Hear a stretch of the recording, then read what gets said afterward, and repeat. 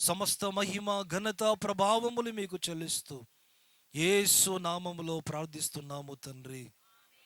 ఆమేన్. హల్లెలూయా, హల్లెలూయా.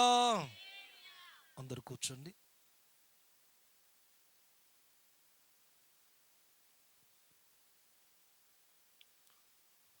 దేవునికి స్తోత్రం. ఈ సమయంలో ప్రాముఖ్యమైన సమయానికి మనం వచ్చి ఉన్నాం.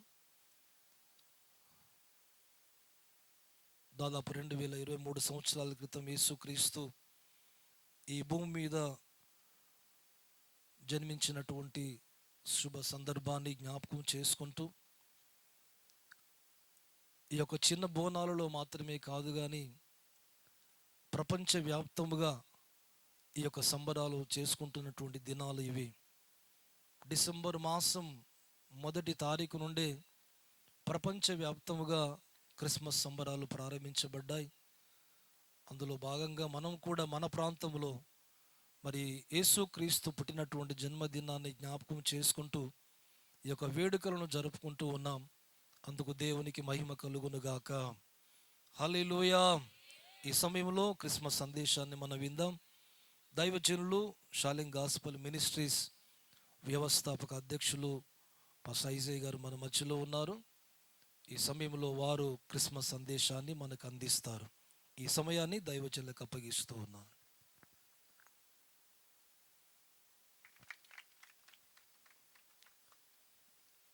దేవుని పరిశుద్ధ నామమునకు స్తోత్రం కలుగును గాక. అందరు చేతులెత్తి స్తోత్రం చెప్తారా గట్టిగా? కొంచెం గట్టిగా. చలికాలం, చలి ఉండక మానదు. Praise the Lord. కాబట్టి ప్రియులరా, మీరు చలి వైపు చూడొద్దు.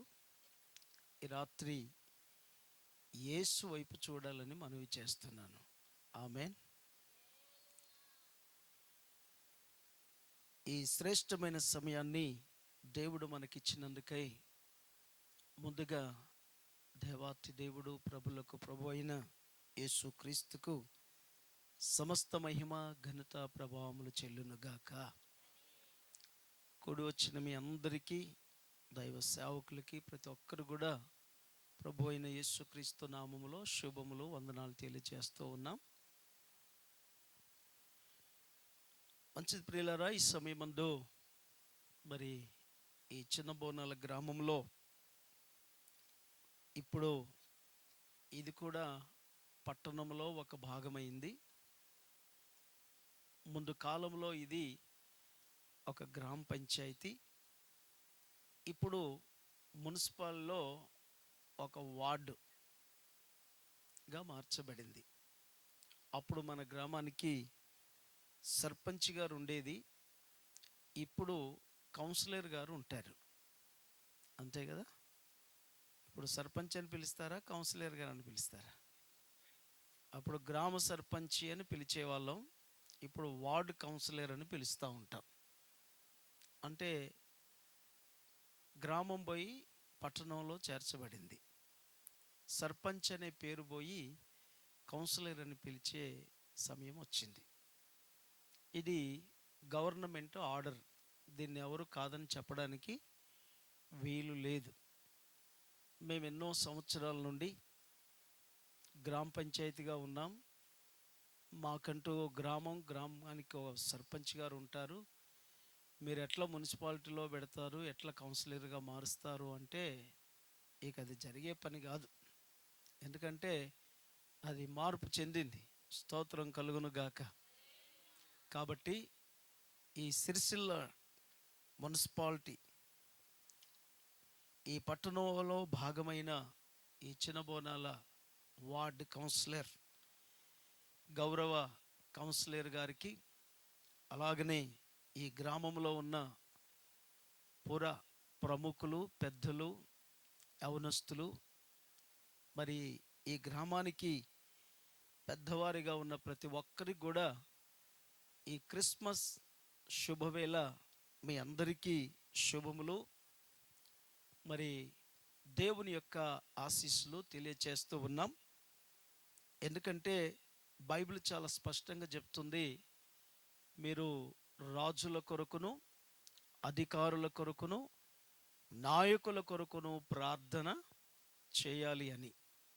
కాబట్టి మరి పెద్దల కొరకు, నాయకుల కొరకు, అధికారుల కొరకు ప్రార్థన చేయమని దేవుని వాక్యం చెప్తుంది గనక మనము అందరినీ సన్మానించాలి, అందరినీ గౌరవించాలి, అందరికీ దేవుని ప్రేమను పంచాలి. స్తోత్రం కలుగునుగాక. ఈరోజు ఈ క్రిస్మస్ అనేది కేవలము క్రైస్తవులకు మాత్రమే కాదు. ఒకవేళ ఇది క్రైస్తవులకు మాత్రమే అయితే మనకిక్కడ చర్చ్ ఉంది, ఆ చర్చిలో ఇలాంటి వేదిక ఉంది, మనం అక్కడ చక్కగా చలి లేకుండా దేవుణ్ణి ఆరాధించుకోవచ్చు. మరి ఇలాంటి ఈ విశాలమైనటువంటి ఈ ఓపెన్ గ్రౌండ్లో, ఇలాంటి స్థలములో, ఈ గ్రామానికి నడిబొడ్డున మధ్యలో చేరి యేసుక్రీస్తును ఆరాధిస్తూ ఈ కూడిక, ఈ సభ ఎందుకు ఏర్పాటు చేయబడడం జరిగిందంటే ఈ గ్రామంలో ఉన్న ప్రతి ఒక్కరికి ఈ సువార్త అందించబడాలి. Praise the Lord, praise the lord.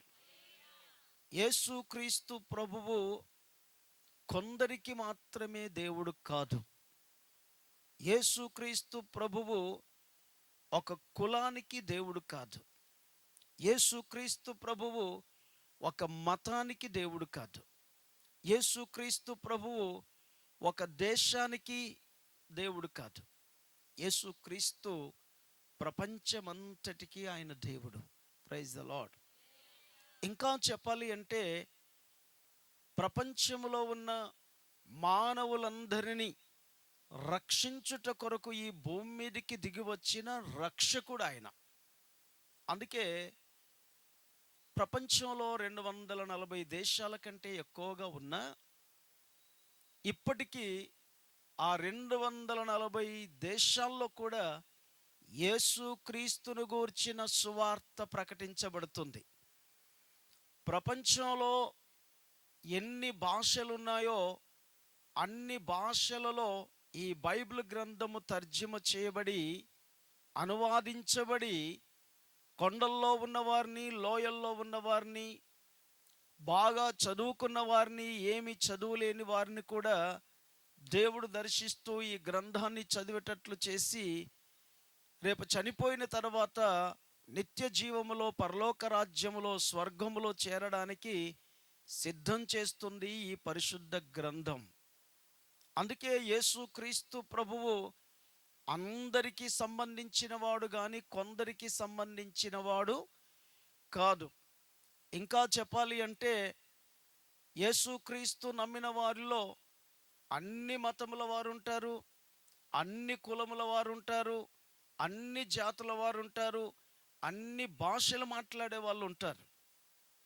అందుకే నేను అంటున్నాను, యేసుక్రీస్తు ప్రభు పలానా వాళ్ళకే దేవుడని చెప్పడానికి వీలు కాదు. ఇప్పుడు ఈ వేదిక మీద కొందరు ఉన్నాం, ఇక్కడ ఉన్న వాళ్ళు ఒకే కులానికి సంబంధించిన వాళ్ళు కాదు. ఇక్కడ ఉన్న వాళ్ళు అనేక కులాల నుండి వచ్చిన పాస్టర్స్ ఉన్నారు ఇక్కడ. స్తోత్రం కలుగును గాక. అందుకే నేను చెప్తున్నాను, అది క్రైస్తవుల పండుగ, క్రైస్తవులకు సంబంధించింది అనడానికి వీల్లేదు. ఒకవేళ ఇది క్రైస్తవులకు సంబంధించింది అయితే మన ఆసియా ఖండములో ఉన్నటువంటి ఇజ్రాయేలు దేశమును దాటి భారతదేశమునకు వచ్చేది కాదు, అమెరికాకు వెళ్ళేది కాదు, ఆస్ట్రేలియాకు వెళ్ళేది కాదు, సింగపూర్కి వెళ్ళేది కాదు, లేకపోతే ఇంకా మరి లండన్కి వెళ్ళేది కాదు, అనేక దేశాలకి ఇది విస్తరించేది కాదు.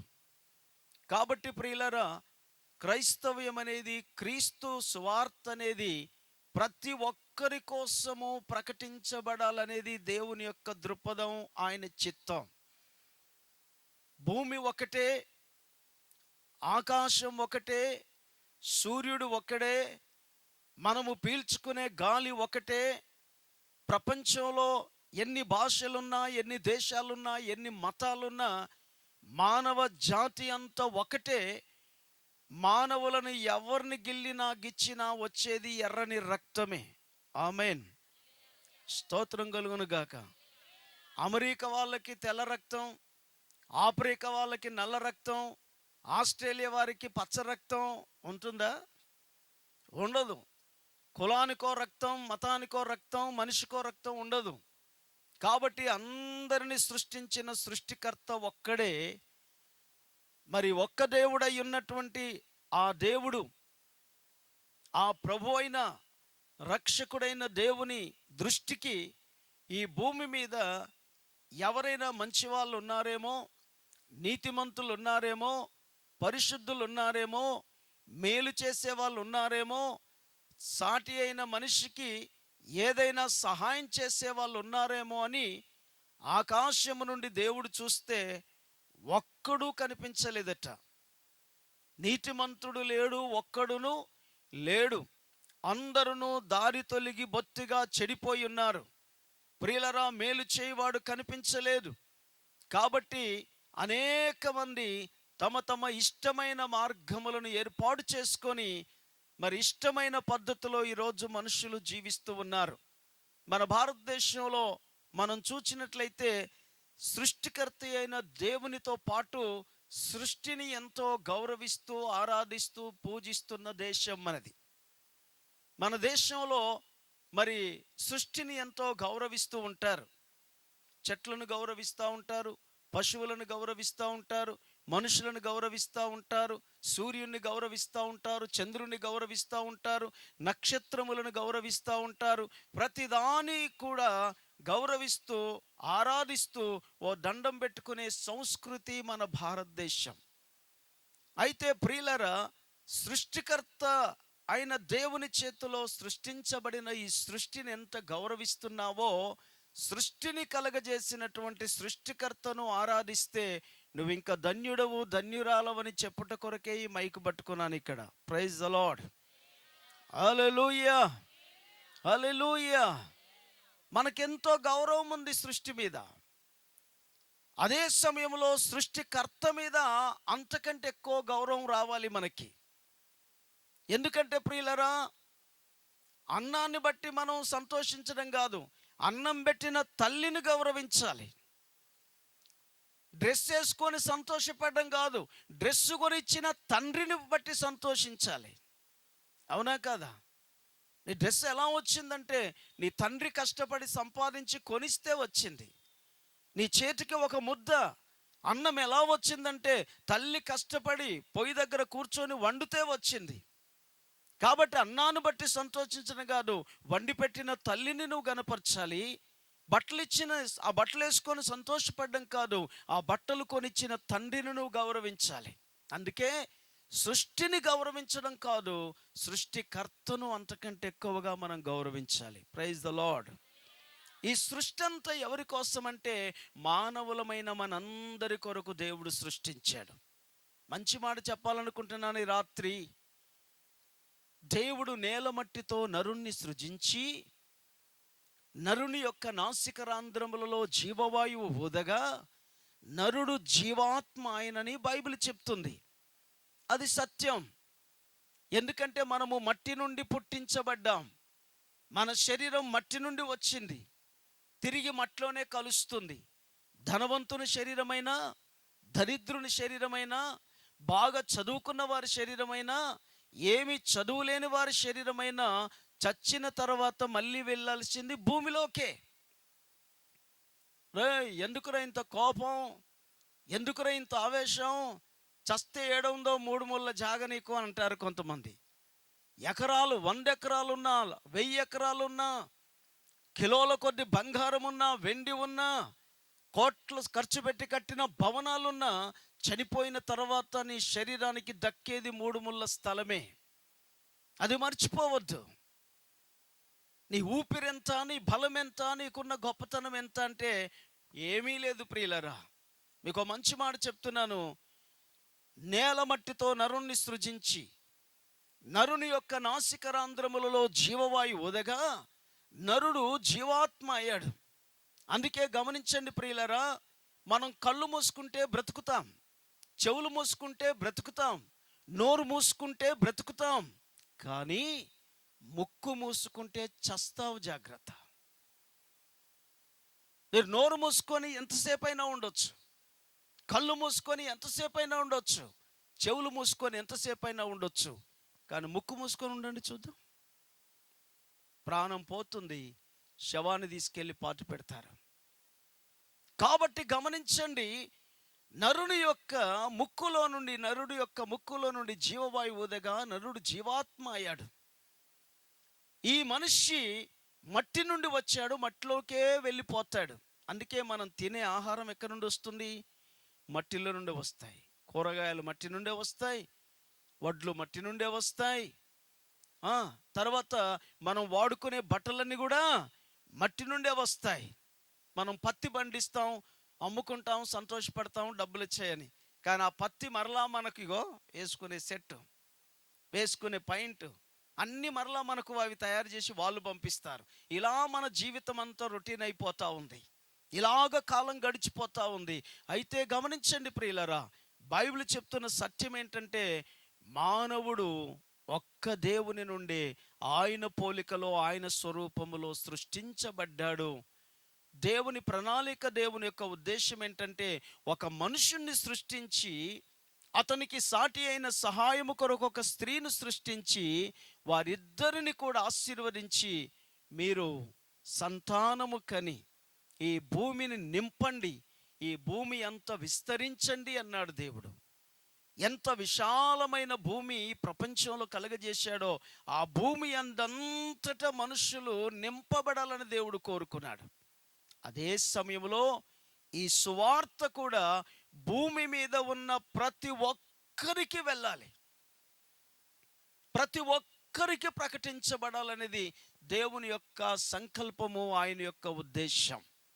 యేసుక్రీస్తు ప్రభు ఈ భూమి మీద ఎందుకు పుట్టాల్సి వచ్చింది? ఆయన పుట్టవలసిన కార్యం ఏంటంటే, ఇలాగ సృష్టికర్తను ప్రజలు మర్చిపోయి సృష్టిని మాత్రమే ఆధారం చేసుకొని బ్రతుకుచుండగా దేవుని మనసులో ఉన్న బాధ, వేదన అర్థం చేసుకోలేక మనిషి మరింతగా దిగజారిపోయాడు. మనిషి దేవునికి దూరం అయిపోయాడు. ఎవరి ఇష్టమైన మార్గంలో వాళ్ళు తొలగిపోయారు. నా ఇష్టం అనే పరిస్థితి వచ్చింది. ఏమండి, ఈ రోజుల్లో చూడండి ఎలాంటి పరిస్థితులు ఉన్నాయంటే, బిడ్డను గర్భములో 9 మాసాలు మోసి, తర్వాత కని పెంచి పెద్దదాన్ని చేసి కష్టపడి చదివిస్తే, ఇప్పుడు ఆ అమ్మ చింటికాడ ఆ తల్లి వచ్చి ఏమంటుంది తెలుసా? నాకు పలానా అబ్బాయే కావాలి, నాకు ఇష్టమైంది అంటది. వద్దు బిడ్డ, అలా చెయ్యొద్దంటే నాకు ఆడే కావాలంటది. లేదురా అలా చెయ్యొద్దు, అది మనకు మంచిది కాదంటే మీరేమన్నా అనుకోండి అంటది. అర్ధరాత్రి లేతుంది, వెళ్ళిపోతుంది. ఇప్పుడు ఆ తల్లి బాధ, తండ్రి బాధ ఎలా ఉంటుందండి? ఇప్పుడు ఇలా మగపిల్లలు ఇలా చేసే వాళ్ళు ఉన్నారు, ఆడపిల్ల వాళ్ళు ఇలా చేసే ఉన్నారు. తండ్రి వేదన ఎంత భయంకరంగా ఉంటుందో, తల్లి వేదన ఎంత భయంకరంగా ఉంటుందో ఆలోచించండి. మాట విన్నట్ట రాత్రులు నిద్రలేని పరిస్థితులు వస్తాయి ఆ ఇంట్లోకి. సమాజంలో ఎంతో కుమిలి కుమిలి ఏడుస్తూ ఉంటారు, బాధపడుతూ ఉంటారు. అయినా ఆడపిల్ల ఎక్కడో గర్భవతి హాస్పిటల్లో ఒంటరిగా బాధపడుతుందట అంటే, తల్లి ప్రాణం కొట్టుకొని మళ్ళా వెళ్ళి హాస్పిటల్లో దర్శించి వస్తుంది తల్లి. కొన్నిసార్లు తండ్రులు ఒప్పుకోకపోయినా తల్లి ప్రాణం పేగుబంధం అన్నట్లుగా వెళ్ళి ఆదరించి వస్తుంది. సరిగ్గా సృష్టిలో అదే జరిగింది. 2023 సంవత్సరాల క్రితం తన పోలికలో, తన స్వరూపంలో సృష్టించిన మనిషి తనకిష్టమైన మార్గంలోకి వెళ్ళిపోయి ఒక పాపిగా, ఒక దోషిగా, ఈనాడు ప్రపంచంలో ప్రతి వాని జీవితంలో వినబడే మాట ఏంటండి? పాపం. వీడు ఎన్నో ఘోరమైన పాపాలు చేస్తున్నాడు, వీడు చస్తే నరకానికే పోతాడు. ఎస్, ఏ చదువు లేని వ్యక్తులు చెప్పే మాట ఇది. వీడు చేసినన్ని పాపాలు పుట్టిగా పోవు. అందరిని దోచుకున్నాడు, అందరిని మోసం చేశారు, అలా చేశాడు, ఇలా చేశాడని చెప్పి వీడు చస్తే నరకమే పోతాడని చెప్తారు. వాళ్ళకి ఎట్లా తెలుసు నరకం ఉందని? ఎలా తెలుసు స్వర్గం ఉందని? మన సొంత మనస్సాక్షికి తెలుసు. మంచి కార్యాలు చేస్తే స్వర్గం పోతాం, చెడు కార్యాలు చేస్తే నరకం పోతామని. తెలియదా ప్రపంచానికి? కానీ మనిషి తాను పడిన పాపములో నుండి బయటికి రాలేకపోయాడు. స్టిల్ ఈరోజు ఇప్పుడు కూడా చాలా మందికి పాపం అంటే ఏంటో అర్థం కావట్లేదు. ప్రపంచంలో ఎంత అవినీతి, ఎంత అక్రమం, ఎంతమంది జీవితాలు సర్వనాశనం అయిపోతున్నాయో తెలుసా? పాపం వల్ల వచ్చు జీతం మరణం, నిత్య నరకం, అగ్నిగుండం. కాబట్టి మనిషి పాపములో పడిపోయి సృష్టికర్తను వదిలిపెట్టి, సృష్టిని పూజించిన వారిని వదిలిపెట్టి ఇష్టానుసారంగా జీవించడం మొదలుపెట్టిన తర్వాత ఆ దేవునికి తండ్రికి దూరమైన మనుషులందరిని చూచినప్పుడు దేవుని హృదయంలో ఉన్న అపారమైన తన పోలికలో తన స్వరూపంలో సృష్టించబడిన ఆ మనిషిని జ్ఞాపకం చేసుకున్నప్పుడు బైబిల్ చెప్తుంది, యోబు గ్రంథము 14వ అధ్యాయం 4వ వచనంలో, పాప సహితునిలో నుండి పాపరహితుడు పుట్టగలిగిన ఎంత మేలు కనాలాగున ఎవడు పుట్టనేరడు. అసలు ఈ పాపాత్ముల మధ్య ఒక పరిశుద్ధుడుంటే ఎంత బాగుండు. ఈ చెడిపోయిన ప్రజల మధ్య ఒక మంచి వాళ్ళు ఉంటే ఎంత బాగుండు. ఈ చీకటిలో, అంధకారములో, చెడు వ్యసనములలో, చెడు మార్గములలో భయంకరమైన జీవితాన్ని జీవిస్తున్న ఈ ప్రజలకి ఒక మంచి మార్గాన్ని చూపించేవాడు ఉంటే ఎంత బాగుండు. ఒక పాపుల మధ్య ఒక పరిశుద్ధుడు పుడితే బాగుండు అనుకున్నాడు ఆ భక్తుడు. కానీ అలాగా ఎవడు పుట్టలేడు. కానీ ప్రపంచంలో ఒక అద్భుతమైన కార్యం జరిగింది. అదేంటో తెలుసా? కన్యక గర్భమందు 2023 సంవత్సరాల క్రితము యేసు అను పేరులో దేవాతి దేవుడి భూమి మీదకి దిగి వచ్చాడు. స్తోత్రం కలుగును గాక. హల్లెలూయా. చాలా మంది అనేక అవతారాలను గురించి చెప్పుకుంటారు. అసలు సిసలైన మొదటిది ఆఖరిది ఒకే ఒక్క అవతారం, మానవుని విమోచన కొరకు, మానవుని యొక్క పాపముల నుండి విమోచించుట కొరకు, కలువరి సిలువలో యజ్ఞ పశువుగా వధించబడుట కొరకు యేసు క్రీస్తు అనే పేరులో ఈ భూమి మీదకి ఒక కన్యక గర్భమందు అవతరించిన వాడు యేసు క్రీస్తు. ఆ సువార్త ప్రకటించడానికే ఇలాగ ఈ మైకు పెట్టి రాత్రి మాట్లాడాల్సి వస్తుంది. క్రైస్తవుల కొరకు కాదు, నేను మనిషినే అనుకున్న ప్రతి ఒక్కరికి సువార్త. Praise the Lord. Hallelujah, hallelujah. ఒకప్పుడు నాకు ఇలాగ సువార్త ప్రకటించబడితేనే కదా నేను యేసయ్యను నమ్ముకున్నది. ఒకప్పుడు వీరికి ఇలాగ సువార్త ప్రకటించబడితేనే కదా యేసయ్యను నమ్ముకున్నది. ఇక్కడ కూర్చున్న వాళ్ళందరూ కూడా ఇలాగ సువార్త ప్రకటించబడితేనే కదా యేసయ్యను నమ్ముకున్నది. Praise the Lord. దేవుని యొక్క ప్రయత్నం, దేవుని యొక్క ప్రేమ, దేవుని యొక్క కనికరం ఏంటో తెలుసా? అందరూ అంతటా మారు మనసు పొందవలనని దేవుడు దీర్ఘశాంతముతో చేతులు చాపి ఎదురు చూస్తున్నాడు. Praise the Lord. స్తోత్రం కలుగును గాక. ఒక్క క్రిస్మస్ దినాల్లోనే ఈ సువార్త ప్రకటించడం లేదండి. జనవరి మొదలుకొని డిసెంబర్ వరకు, ఉదయం మొదలుకొని సాయంకాలం వరకు, ఊపిరున్నంత వరకు ప్రతి మనిషికి సువార్త ప్రకటించబడాలి.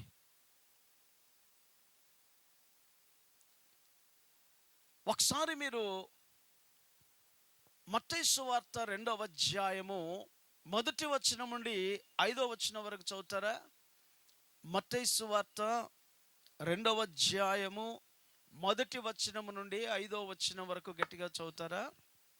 రాజైన హేరోదు దినముల యందు యూదయ దేశపు బెత్లెహేములో యేసు పుట్టిన పిమ్మట ఇదిగో తూర్పు దేశపు జ్ఞానులు, బాగా వినాలి, జ్ఞానులు యెరూషలేమునకు వచ్చి యూదుల రాజుగా పుట్టినవాడు ఎక్కడ ఉన్నాడని తూర్పు దిక్కున మేము ఆయన నక్షత్రమును చూచి ఆయనను పూజింపవచ్చితిమని చెప్పిరి. హేరోదు రాజు ఈ సంగతి విన్నప్పుడు అతడును అతనితో కూడా యెరూషలేము వారందరూ కలవరపడిరి. కాబట్టి రాజు ప్రధాన యాజకులను, ప్రజలలో నుండి శాస్త్రులను అందరినీ సమకూర్చి క్రీస్తు ఎక్కడ పుట్టునని వారిని అడిగెను. అందుకు వారు యూదయ బెత్లెహేములోనే, ఏలయనగా యూదయ దేశము బెత్లెహేమా, ఉమ్. నీవు యూదా ప్రధానులలో యూదా ప్రధానులలో ఎంత మాత్రమును ఎంత మాత్రమును అల్పమైన దానవు కావు. అల్పమైన దానవు కాదు. ఇశ్రాయేలును నా ప్రజలను ఇశ్రాయేలును నా ప్రజలను పరిపాలించు అధిపతి పరిపాలించు అధిపతి నీలో నుండి వచ్చును అని నీలో నుండి వచ్చునని ప్రవక్త ద్వారా వ్రాయబడి ఉన్నదని. ప్రవక్త ద్వారా రాయబడి ఉన్నదని స్తోత్రం కలుగును గాక. ఇప్పుడు జాగ్రత్తగా గమనించండి ప్రియులారా, యేసయ్య పుట్టిన తర్వాత, యేసయ్య పుట్టిన పిమ్మట తూర్పు దిక్కున ఒక నక్షత్రం ఉదయించిందని ఆనాటి జ్ఞానులు కనుగొన్నారు. ఎవరు కనుగొన్నారు? జ్ఞానులు. చాలామంది ఏమనుకుంటారంటే యేసు ప్రభు జ్ఞానుల దేవుడు కాదు, అజ్ఞానుల దేవుడు అనుకుంటారు. యేసు ప్రభు గొప్పోళ్ళ దేవుడు కాదు, బీదోళ్ళ దేవుడు అనుకుంటారు. కాదు కాదు కాదు. యేసు ప్రభు పుట్టిన పిమ్మట ఆయనను కనుగొన్నది ఎవరంటే జ్ఞానులు అని బైబిల్ చెప్తుంది. కాస్త ఈ రాత్రి జ్ఞానముతో ఆలోచించాలి, వివేకముతో ఆలోచించాలి, మంచి మనస్సాక్షితో ఆలోచించాలి, మంచి మనసు పెట్టి ఆలోచించాలి. ప్రియ సహోదరి సహోదరుడా, ఈ రక్షణ సువార్త ఈ రాత్రి నీకు ప్రకటించబడుతుందంటే ఎంతో కాస్తో కోస్తో చదువుకొని ఉన్నావు గనక మంచి మనసు పెట్టి ఆలోచిస్తే విషయము నీకు అర్థమవుతుందని నేను భావిస్తున్నాను. యేసుక్రీస్తు ప్రభు పుట్టిన పిమ్మట తూర్పు దేశపు జ్ఞానులకి ఒక నక్షత్రం ఉదయించినట్లుగా కనిపించబడినట్లుగా వారు కనుగొన్నారు. ఇది వరకు లేని నక్షత్రం ఇది ఎలా పుట్టింది? అసలు ఈ నక్షత్రం పుట్టడానికి కారణం ఏంటి? ఆనాటి జ్ఞానులు, ఆనాటి పండితులు, ఆనాటి ప్రముఖులు, ఆనాటి విద్యావంతులు ఆ నక్షత్రాన్ని చూచి వారు కనుగొన్నది ఏంటంటే ఎవరో ఒక ప్రముఖుడు ఈ భూమి మీద పుట్టాడు. ఆమేన్. ఒక ముఖ్యమైన వ్యక్తి భూమి మీదకి పుట్టడం జరిగింది. కాబట్టి ఆ నక్షత్రాన్ని గురించి వారు పరిశోధిస్తున్నప్పుడు ఆ నక్షత్రం వారిని యెరూషలేము అనగా యేసయ్య పుట్టిన స్థలానికి ఆ నక్షత్రము నడిపించినట్లుగా బైబిల్ చెప్తుంది. ఆమేన్. Praise the Lord. మీకు విచిత్రమైన సంగతి రాత్రి చెప్పబోతున్నాను. ఆ జ్ఞానులకి నక్షత్రము చూచిన తర్వాత ఒక మహాత్ముడు పుట్టాడు ఈ భూమి మీద, ఒక గొప్ప రాజు పుట్టాడు ఈ భూమి మీద, ప్రజలను ఏలువాడు పుట్టాడు, ఒక ప్రముఖుడు ఈ భూమి మీదకి వచ్చాడు. అది నిజం, అది వాస్తవం. ఈనాటి నువ్వు ఏ స్థాయిలో ఎన్ని పిహెచ్డీలు చేసినా నువ్వు చరిత్రను బోధించాలి, చరిత్రను చదవాలి అంటే క్రీస్తు పూర్వం క్రీస్తు శకమని చెప్పక తప్పదు. ఆమేన్. Praise the Lord. నేను డబుల్ పిహెచ్డి చేశాను, నువ్వు డబుల్ పిహెచ్డి చేయి, త్రిబుల్ పిహెచ్డి చేయి, నువ్వు 10 అంతలు పిహెచ్డి చేయి, నువ్వేదన్నా హిస్టరీ చెప్పాలంటే క్రీస్తు పూర్వం క్రీస్తు శకం. ఎందుకు అలా మాట్లాడాల్సి వస్తుంది? క్రీస్తు లేకుండా చరిత్ర చెప్పలేవే. ఇప్పుడు క్రీస్తు లేకుండా ఇప్పుడు ఎవరైనా బర్త్డే, ఇప్పుడు ఎవరైనా డెత్ డే, మ్యారేజ్ డే అని చెప్పుకోవడానికి ఎవరండి కారకులు? యేసయ్య పుట్టిన నాటి నుండి ఇప్పటికీ 2023వ సంవత్సరం. ఆమేన్. ఆయన పుట్టిన నాటి నుండి క్రీస్తు శకం ఆరంభమైంది. ఆ శకం ఇంకా కొనసాగుతూనే ఉంది. ఇప్పటి వరకు ప్రతి ఒక్కరూ రాసుకునే రాత మరి క్రీస్తు శకములోనే ప్రారంభమైంది. ఆ జ్ఞానులు, ఆ పండితులు, ఆ మేధావులు ఒక నక్షత్రాన్ని చూచి ఎవరో ఒక ప్రముఖుడి భూమి మీద పుట్టాడని ఆ నక్షత్రాన్ని అనుసరిస్తూ యెరూషలేమునకు వచ్చారు. ఆ యెరూషలేము ఇప్పుడు ఉంది. ఆ యెరూషలేము ఇప్పుడు ఉంది. ఆ యెరూషలేమును మన ఆసియా ఖండంలోనే ఉంది. అది యెరూషలేము అనేది అమెరికా ఖండంలో లేదు, లేకపోతే ఆస్ట్రేలియా ఖండంలో లేదు, ఆఫ్రికా ఖండంలో లేదు. మనం ఏ కాండములో బ్రతుకుచున్నామో ఈ ఆసియా కాండములోనే యెరూషలేము ఉంది, ఇజ్రాయేల్ దేశం ఉంది. స్తోత్రం కలుగును గాక. హల్లెలూయా. మన ఆసియా కాండములోనే ఇది జరిగింది. వారు యెరూషలేమునకు వచ్చినప్పుడు ఇప్పుడు వారు పండితులు, జ్ఞానులు, మహామేధావులు, విద్యావంతులు, వారెంతో శాస్త్రము ఎరిగిన వారు గనుక వారు సరాసరి యెరూషలేమును పరిపాలిస్తున్నటువంటి రాజు దగ్గరికి వచ్చారు. స్తోత్రం కలుగును గాక. ఆమేన్. ఆ రాజు దగ్గరికి వచ్చి వాళ్ళు ఏమని అడుగుతున్నారో తెలుసా?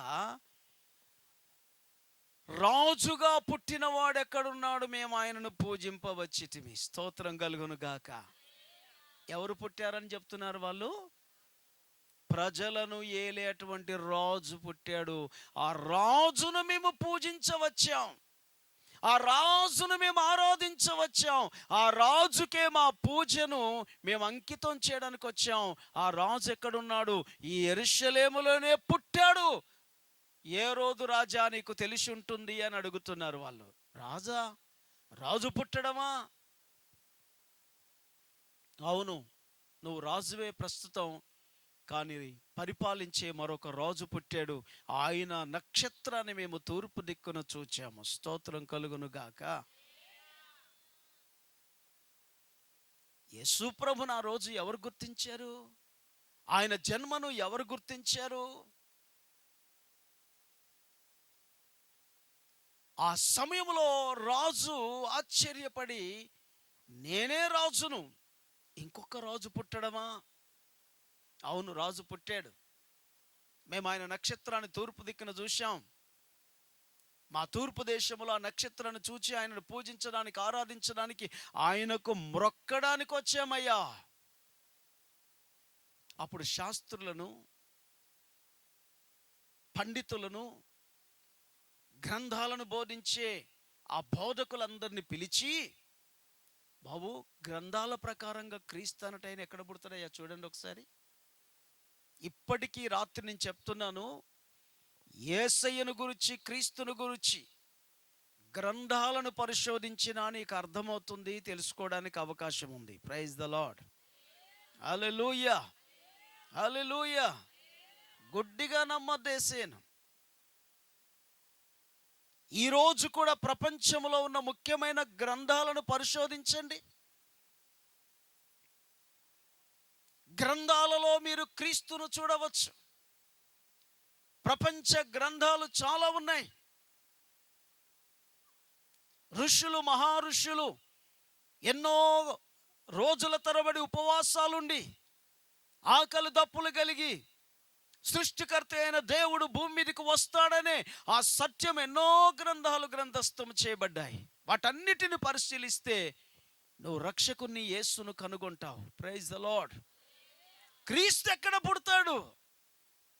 గ్రంథాలు తీసి అన్ని పరిశీలన చేసి, గతంలో ఋషులు, ప్రవక్తలు ప్రవచనం చెప్పిన ప్రవచన గ్రంథాలను తీసి అంటున్నారు, ఇదిగో క్రీస్తు ఈ బెత్లెహేం అనే ఊరిలోనే, ఈ యెరూషలేములోనే ఆయన పుడతాడు అని చాలా క్లియర్గా ఆ పండితులు ఆ రాజుగారికి వివరించి చెప్పినట్లుగా బైబిల్లో మనం చూస్తున్నాము. స్తోత్రం కలుగును గాక. హల్లెలూయా. మన తెలుగు రాష్ట్రాల్లో, అంటే ఆంధ్రప్రదేశ్గా ఉన్నప్పుడు ఒక ఆయన ఆర్ఆర్కే మూర్తి అని ఉండేవారు. ఆర్ఆర్కే మూర్తి, రామకృష్ణమూర్తి అని, మంచి నిష్ట కలిగిన బ్రాహ్మణుడైన. వాళ్ళ ఇంట్లో ఉన్న వాళ్ళందరూ కూడా నిష్ట కలిగిన బ్రాహ్మణులు. ఆ రోజుల్లో ఉద్యోగాలు లేక, ఆ రోజుల్లో కొంచెం ఇబ్బందికరమైన పరిస్థితులు అతను చదువుకున్న రోజుల్లో కలిగినప్పుడు, ఇలాగా మరి కొంతమంది మిషనరీలు భారతదేశానికి వచ్చి స్వార్థ ప్రకటిస్తున్నప్పుడు వారికి తెలుగు సరిగ్గా రాదు. ఇప్పటికీ మనం మహారాష్ట్ర వెళ్ళామనుకోండి, మనకు మరేటి వస్తుందా? మన దేశమేగా. పోనీ పక్కన ఉన్న కర్ణాటక వెళ్ళామనుకోండి, మన కన్నడ భాష వస్తుందా? ఏపా అంటే ఏమంటండి ఇందని అంటాం మనం. ఇక్కడ అని అన్నారు అనుకోండి, ఏంది తిక్కలు తిక్కలు అంటున్నాడు ఏంది అంటాం మనం మహారాష్ట్ర వెళ్తే. అంత మాత్రాన దానికి విలువ లేదా? ఉంది. ఆయన ఆ రోజుల్లో ఉన్నప్పుడు వీళ్ళు ఏం చేశారంటే, అయ్యా మాకు తెలుగు నేర్పిస్తావా, నీకు జీతం ఇస్తామన్నారట. మరి పని చేసేటోనికి జీతం, ఏ పని చేసినా జీతం కావాలా వద్దా? ఓ ఇంట్లో పని చేస్తూ పాసి గిన్నెలు గడిగినా డబ్బులు వస్తాయి, అవునా కదా? తోటలోకి వెళ్ళి పని చేసినా కూలి ఇస్తారు. అలాగా ఈయన ఏం చేశాడంటే, ఎట్లాగో ఉద్యోగం లేదు, ఇంత చదువుకున్నాం, డబ్బులు ఇస్తానంటున్నారు, ఏముంది ఆ ఇంగ్లీష్లో ఉన్నదాన్ని తెలుగులోకి రాస్తే అయిపోతుంది కదా, వాళ్ళకు చూపిస్తే అయిపోద్ది కదా అని మొదలుపెట్టేశాడు. మొత్తానికి వాళ్ళు డబ్బులు ఇస్తున్నారు, ఈయన దాన్ని తెలుగులోకి అనువాదం చేస్తూ అలా కాలం గడిచిపోతూ ఉంది. ఇప్పుడు ఇంగ్లీష్లో ఉన్నదాన్ని తెలుగులో రాయాలి, మరి తెలుగులో ఉన్నదాన్ని అర్థం చేసుకోవాలి అనుకుంటే ఏం చేయాలి? ఇప్పుడు ఈయన రాయడం మొదలుపెట్టాలి, చదవడం మొదలుపెట్టాలి, అది ఆయన డ్యూటీ. అప్పుడు ఇంకొక ఆలోచన వచ్చిందట, అసలు యేసుక్రీస్తు దేవుడు దేవుడు దేవుడు అని ఊరికే చెప్తా ఉంటారు వీళ్ళు, అసలు ఈ యేసు గురించి ఏదో చూద్దాం, ఏమన్నా తప్పులు దొరికితే పట్టుకొని వీళ్ళ తాట తీద్దాం అనుకున్నాడట. కొందరు ఎందుకు చదువుతారంటే తప్పులు ఏమైనా దొరుకుతాయని చూద్దామని. ఇప్పటికీ కొంతమందిని చూడుర్రి, వీళ్ళ దగ్గర ఏ తప్పు దొరుకుతుందా పట్టుకుందాం, ఏ మాట జారుతుందా పట్టుకుందాం. తప్పులు పట్టే వాళ్ళు ఎక్కువ వెళ్ళిపోయారు, కానీ తప్పులు తెలుసుకునేటోళ్ళు, తప్పు దిద్దుకునే వాళ్ళు తక్కువైపోయారు. అలాగా బైబిల్ చదువుతూ ఉంటే తప్పులు పట్టడం కాదు కదా, ఈయన తప్పులన్నీ బైబిల్ చూపించిందట. స్తోత్రం కలుగును గాక. బైబిల్లో తప్పులు పట్టుకున్నామని బైబిల్ చదివితే ఇది ఆయన చెప్పిన సాక్ష్యం. ఇప్పటికీ ఆయన కొన్ని వందల రికార్డులు ఉన్నాయి. Praise the Lord. వందల రికార్డులు. ఆ బ్రహ్మణ కుటుంబంలో ఉన్న ఆ నిష్ట కలిగిన బ్రాహ్మణుడు అలాగ బైబిల్లో చదువుతూ తప్పు పడదామని ప్రయత్నం చేసి చదవంగా ఒక్క తప్పు ఆయనకు దొరకలేదు, కానీ ఈయన తప్పులన్నీ బైబిల్ చూపించిందట. అప్పుడు వెంటనే తను పాపినని గ్రహించి, అయ్యా నాకు కూడా యేసు ప్రభు కావాలి, నేను బాప్తిస్వం తీసుకుంటాను, నాకు ఆటంకం ఏంటి అని అంటే సంతోషంగా ఆనాటి పాస్టర్లు చక్కగా బాప్తిస్వం ఇచ్చి ఆశీర్వదించారు. Praise the Lord. హల్లెలూయా. ఎవరు బలవంత పెట్టారు ఆయన్ని? వాళ్ళ ఇంట్లో పెద్ద గొడవ, నువ్వు ఆ దేవుణ్ణి ఎందుకు నమ్మేవని. మొత్తానికి జరిగింది ఏంటంటే, ఆయన భార్య కూడా నా భర్త నమ్మిన దేవుణ్ణి నేను నమ్ముతానని చెప్పేసి ఆమె ముందుకు వచ్చింది. ఇలాగా కుటుంబంలో పెద్ద అలజడి మొదలై ఆ కుటుంబాన్ని మొత్తానికి బయటికి పంపించిన తర్వాత భారతదేశం అంతా ఘనమైన సేవ చేయగలిగారు ఆర్ఆర్కే మూర్తి గారు. స్తోత్రం కలుగును గాక. ఆమేన్. విచిత్రమైన సంగతి చెప్పనా, ఆయన ఎప్పుడైతే సేవకుడై రేడియోలో ప్రసంగం చేస్తూ, టీవీల్లో ప్రసంగం చేస్తూ, ఇలాగ సభల్లో ప్రసంగం చేస్తూ గొప్ప సేవకుడిగా మారిపోయిన తర్వాత ఆయన కుటుంబ సభ్యులందరూ వచ్చి యేసే నమ్ముకొని ఆరాధన చేస్తున్నారు. స్తోత్రం కలుగును గాక. మతాన్ని మార్చదు బైబిల్. అసలు యేసయ్య మతాన్ని మార్చడానికి రాలేదు, మనసును మార్చడానికి వచ్చాడు, హృదయాన్ని మార్చడానికి వచ్చాడు, స్వభావాన్ని మార్చడానికి వచ్చాడు, బ్రతుకును మార్చడానికి వచ్చాడు, చీకటిలో ఉన్న వారిని వెలుగులోకి నడిపించడానికి వచ్చాడు, నరకానికి పాత్రులుగా ఉన్న వారిని జీవములోనికి నడిపించడానికి వచ్చాడు. అర్థం గాక అర్ధాంతంగా బ్రతుకుతూ పాపములోనే పుట్టి పాపములోనే బ్రతికి పాపములోనే చనిపోతే నిత్య నరకం అగ్నిగుండము గనుక ఆ పాపము నుండి నిన్ను పరిశుద్ధుడిగా మార్చి నిత్య జీవము స్వర్గానికి వారసుడిగా చేయుట కొరకు యేసుక్రీస్తు 2023 సంవత్సరముల క్రితకు ఒక కన్యక గర్భమంది లోకములో జన్మించాడు. బైబిల్ అంటుంది, మేము ఆయన నక్షత్రాన్ని చూచాం, ఆయనను పూజింపవచ్చాం. అప్పుడు శాస్త్రులను పిలిపించి, పండితులను పిలిపించి, గ్రంథాలన్నిటిని పరిశీలన చేసిన తర్వాత అవును యేసు పుడతాడని నిర్ధారణ జరిగింది. స్తోత్రం కలుగును గాక. ఈ ముగ్గురు జ్ఞానులు యేసయ్య ఉన్న చోటికి వెళ్ళి వారికి ఎవరు దారి చూపించారో తెలుసా? తూర్పు దేశమున ఏ నక్షత్రాన్ని చూచారో ఆ నక్షత్రమే వారికి ముందుగా నడిచిందని బైబిల్ చెప్తుంది. వారు నెమ్మదిగా యేసు ప్రభువున్న దగ్గరికి వెళ్ళారు. అప్పటికి ఒక పశువుల పాకలో, పశువుల తొట్టిలో ఆయన పరుండ చేయబడ్డట. ఆ స్థితి నుండి నెమ్మదిగా ఒక ఇంటిలోనికి అప్పటికే మార్చబడ్డారు. ఆ ఇంటి మీదికి వచ్చి నక్షత్రం ఆగింది. నెమ్మదిగా వాళ్ళు లోపలికి వెళ్ళేసరికి అక్కడ యేసు అనే బాలుని కనుగొన్నారు. ఆయన ఎదుట సాగిలపడి మోకరించి ఆయనను పూజించి బంగారము సాంబ్రాణి బోలములను అర్పించి, నీవే రాజులకు రాజువు ప్రభులకు ప్రభు అని ఆయన ఆరాధిస్తూ సంతోషిస్తూ వారి దేశానికి వెళ్ళిపోయారు. స్తోత్రం కలుగును గాక. హల్లెలూయా. ఆయన భూమి మీద ఉన్న ప్రతి ఒక్కరికి రక్షకుడు, విమోచకుడు దేవుడు. ఆమేన్. ఒక్క మాట చెప్పి నేను ముగిస్తాను. ఆలోచించుట వలన, గ్రంథాలను పరిశీలించుట వలన, మంచి చెడులను వివేచించుట వలన, కాస్త ఆలోచించి మంచిని అంగీకరించుట వలన నీవు ధన్యుడవు, నీకు మేలు కలుగుతుంది. నిత్య నరకము నుండి తప్పించబడి నిత్య జీవంలో ప్రవేశిస్తావు. పుట్టిన యేసయ్య ఒక పాపిని శిక్షించడానికి రాలేదు, ఒక పాపిని రక్షించడానికి వచ్చాడు. ఒక దుర్మార్గుని శిక్షించడానికి రాలేదు, ఆ దుర్మార్గుని మార్చడానికి వచ్చాడు. ఒక వ్యభిచారిని శిక్షించడానికి రాలేదు, వారి పాపము నుండి రక్షించడానికి వచ్చాడు. కాబట్టి ఆయన రక్షకుడు. ఆ రక్షణ కొరకు ఆయన ఏం చేశాడు తెలుసా అండి? భూమి మీద సరిగ్గా 33.5 సంవత్సరాలు ఆయన బోధ చేశాడు. ఆయన ఉన్న కాలం 33.5 సంవత్సరాలు మాత్రమే. ఆయన మనుషులందరి పాప విమోచన కొరకు. ఈరోజు మానవుడు తన పాపాన్ని పోగొట్టుకోవడానికి ఎన్నో ప్రయత్నాలు చేస్తాడు. అన్నదానం చేస్తాడు, రక్తదానం చేస్తాడు, గోదానం చేస్తాడు, వస్త్రదానం చేస్తాడు, భూదానం చేస్తాడు, అవయదానాలు చేస్తాడు, నేత్రదానం చేస్తాడు, ఎన్నో పుణ్యకార్యాలు చేస్తాడు. కానీ మనసు మారుతుందా? మారట్లేదు. స్వభావం మారుతుందా? మారట్లేదు. బ్రతుకు మారుతుందా? మారట్లేదు. కానీ యేసుక్రీస్తు ప్రభు చేసిన త్యాగం ఏంటో తెలుసా?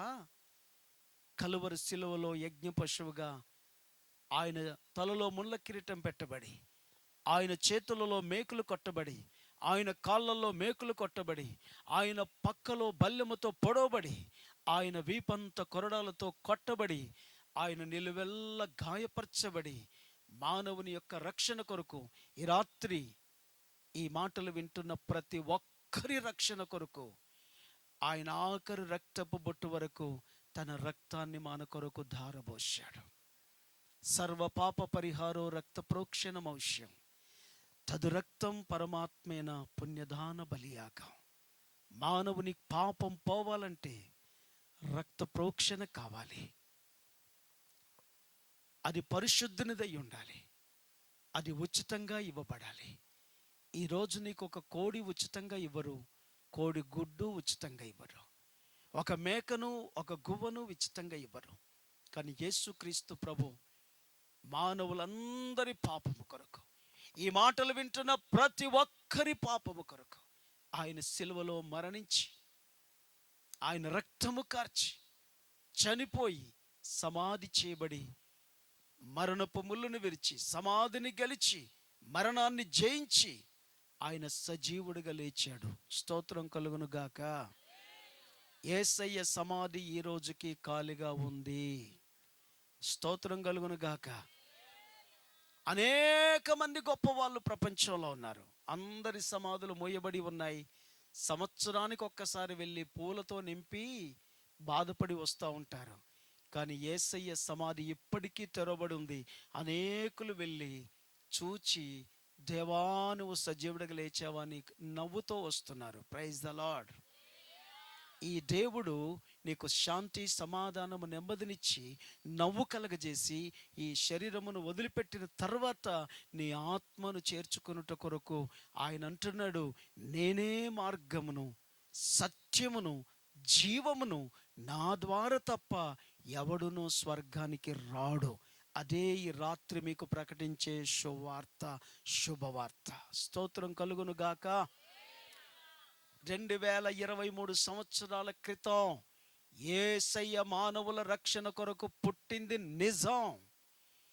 మానవుని యొక్క పాప విమోచన కొరకు, మానవుని పాపము నుండి రక్షించుట కొరకు ఆయన కలువరి సిలువలో తన ప్రాణాన్ని పెట్టి చనిపోయింది నిజం. సమాధి చేయబడింది నిజం. 3 రోజుల తర్వాత ఆయన మరణాన్ని జయించి సమాధి నుండి లేచి పునరుద్ధానుడిగా సజీవుడిగా ప్రకటించబడింది నిజం. ఆమేన్. ఈ రాత్రి మేము ప్రకటిస్తున్న ఈ యేసు సజీవుడైన రక్షకుడు, విమోచకుడైన రక్షకుడు, ప్రతి మనిషిని ప్రేమిస్తున్న రక్షకుడు, ప్రతి మనిషి కొరకు ప్రాణం పెట్టి చనిపోయి సమాధి చేయబడి తిరిగి లేచిన రక్షకుడు. ఈయనే జీవము గల దేవుడు, ఈయనే మార్గము సత్యము జీవమై ఉన్న దేవుడు. Praise the Lord. హల్లెలూయా. యేసయ్య తప్ప నీ పాపములు క్షమించగలిగిన వాళ్ళకి ఒకరు లేరు ప్రపంచంలో. యేసయ్య ద్వారా తప్ప నీవు స్వర్గానికి చేరలేవని లేఖనాలు ఘోషిస్తున్నాయి. సహోదరి, సహోదరుడా, ప్రియ స్నేహితుడా, ఎవరైనా సరే ఈ మాటలు వింటున్న నీ జీవితంలో ఒకసారి ఆలోచించు. ప్రేమతో ఈ రాత్రి చేతులు జోడించి వినయముతో అడుగుతున్నాను, నువ్వు రక్షణ పొందకపోతే నిత్య నరకం అగ్నిగుండమే. ఒకవేళ నువ్వు ఈ రాత్రి రక్షించబడ్డానికి యేసయ్యా నా హృదయంలోనికి రా, నా మనసులో నిన్ను అంగీకరిస్తున్నాను, విశ్వసిస్తున్నానని ఒక్క మాట చెప్పగలిగితే నువ్వు ధన్యుడవు, ధన్యురాలవు. రేపు ఈ భూమి మీద ఏనాటికైనా చావు తప్పదు. చనిపోయిన తర్వాత నిత్య జీవంలో నువ్వు ప్రవేశిస్తావు. హల్లెలూయా. Praise the Lord. కాబట్టి ఈరోజు 2023 సంవత్సరం డిసెంబర్ 20 తారీఖు అని చెప్పుకుంటున్నామంటే దీనికి కారణము యేసుక్రీస్తే. ఆమేన్. మీరు ఎక్కడికన్నా ప్రపంచంలో వెళ్ళి అడగండి, అసలు 2023 సంవత్సరం ఎందుకు చెప్తున్నామయ్యా అంటే, అవును బాబు, యేసు అనే ఆ క్రీస్తు అనేట ఆయన పుట్టిన తర్వాత ఈ అనే విషయాన్ని ఎవరైనా చెప్పక తప్పదు. కాబట్టి ఈ రాత్రి సమయంలో, ఈ క్రిస్మస్ దినాల్లో రక్షకుడు మనందరి కొరకు పుట్టాడు, మనందరి కొరకు చనిపోయి సమాధి చేయబడ్డాడు, ఆయన తిరిగి సజీవుడిగా లేచాడు, ఆయన స్వర్గములో ఆయన సింహాసనమందు ఆసీనుడై ఉన్నాడు, తిరిగి భూమి మీదకి మరలా యేసయ్య రాబోతున్నాడు. స్తోత్రం కలుగును గాక. మొదటిసారి కన్యక గర్భమందు పుట్టింది మనిషి రక్షణ కొరకై తన్ను తాను బలిగా అర్పించడానికి, ప్రాణత్యాగం చేయడానికి. రెండవసారి ఆయన వస్తున్నది ప్రపంచ మానవ జాతినంతటిని రాజులకు రాజుగా, ప్రభులకు ప్రభుగా ఆయన పరిపాలించడానికి వస్తున్నాడు. స్తోత్రం. హల్లెలూయా. మొదట పుట్టింది రక్షించడానికి, రెండవసారి వచ్చేది పరిపాలించడానికి. ఆయన రాజ్యములో ఎవరుంటారో తెలుసు.